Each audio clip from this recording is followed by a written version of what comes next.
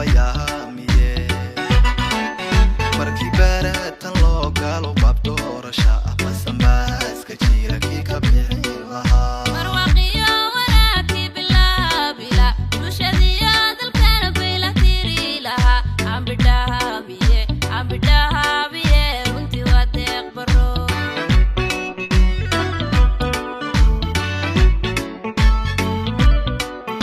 وحباقي وياهي عم بيامية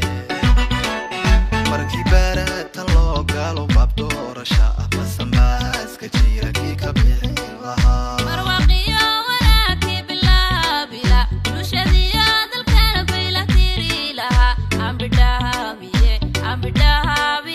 وانتي وديك برو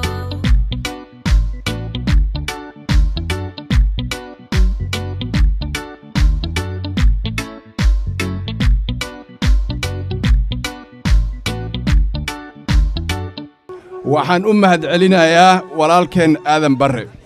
waxaan rabaa inaan nii sheego maalintii ay arrintan soo baxday oo maaragtay loo magacaabay wasiirka aniga haddii dagaal baan iska bartee dhaantadaydii iyo qorigaygaan soo qaatay marka wuxuu ii yidhi waan u sheegay waxaan idhi muxushimiyo waxaan rabaa inaan ku tartamo kursiga aad ka kacayso wuxuu yidhi u kaadi tolkaan isku keeni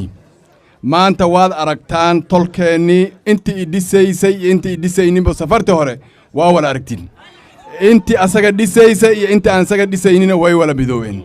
marka maxay ku tusaysaa madaxtinimada iyo leadershipka laga rabo ninka madaxda waddanka u asagaa dadkanoo dul isku keene haddaan ani ahaan lahaa buuq baa meeshan un ka sii jiri lahaa lama wala hadleen marka waxaan u mahadcelinayaa maadaama uu iiga weynya siyaasiga iyo age buu iiga weynyahay